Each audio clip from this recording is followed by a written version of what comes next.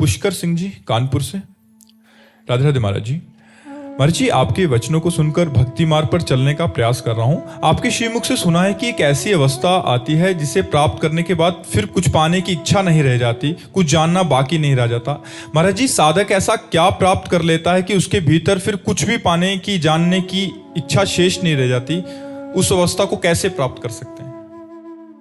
ये रहस्य है, अगर समझ में आ जाए आपकी। आत्मा पूर्ण तृप्त है, आत्मा में कभी अभाव नहीं होता, आत्मा पूर्ण काम है, आत्मा आनंद स्वरूप है, आत्मा प्रेम स्वरूप है, आत्मा चिदानंदमय है और वो मैं हूं। शरीर अपूर्ण है, अतृप्त है,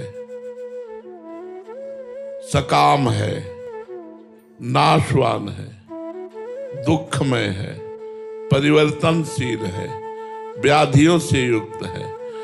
तो जब हम शरीर में मैं बुद्धि कर लेते हैं तो हमारी कामनाएं प्रकट हो जाती हैं, हमारी चिंताएं प्रकट हो जाती हैं, हमारे दुख प्रकट हो जाता है, विशेष विशेष प्रकार की वासनाएं प्रकट हो जाती हैं। वही मैं अज्ञान के द्वारा निवृत्त होकर जो आत्मस्वरूप में स्थित हो जाता है, तो वही आत्मा हमारी भगवान है। चाहे भगवान में स्थित हो जाए या आत्मस्वरूप में स्थित हो जाए, तो जहां भगवान में स्थित हुआ तो पूर्ण काम, परमानंदमय, अखंड शांति, ये सब उसको प्राप्त हो जाती है। अब उसे कुछ जानना बाकी नहीं रहता, कुछ पाना बाकी नहीं रहता, कोई चाह नहीं रहती, कोई सोच नहीं रहती, एक परमानंदमय स्थिति, गाढ़ आनंद। जैसे सुषुप्ति में कोई कामना, कोई स्फुरणा, कोई वासना कुछ नहीं रहती, लेकिन वो घोर तमोगुणी है। ऐसे जागृत में त्रिगुणातीत अवस्था अपने आत्मस्वरूप को प्राप्त होकर ज्ञानी महात्मा पूर्ण निष्काम हो जाता है।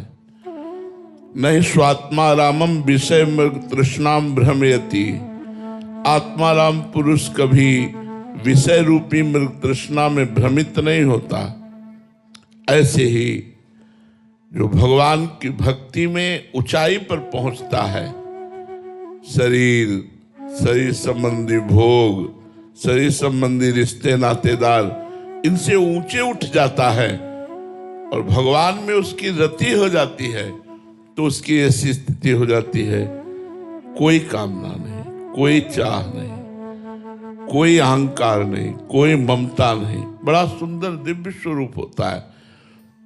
तो जाहि न चाही कबहु कछु तुम सन सहज स्नेह, बसहु निरंतर तासुर सुराउर निजगे।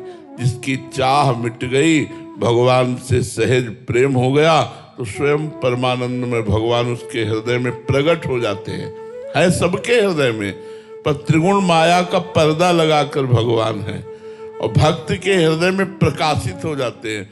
जहां भय प्रकट कृपाला दीन दयाला, तो हृदय आनंद से भरकर कभी नाचता है, कभी हंसता है, कभी गाता है, कभी समाधिस्थ रहता है। न लाज तीन लोकन की, न वेद को कहो करे, न शंख भूत प्रेत की, न देव जच्छते डरे, सुने न कान और की, दृश्य न और इच्छना। ऐसी स्थिति हो जाती है। इसलिए देह भाव त्यागने की आवश्यकता है साधना करके। जब देह भाव त्याग हो जाता है, साध्य में स्थित हो जाता है, तो फिर कोई न करने की चाह रहती है, न पाने की चाह रहती है। जी।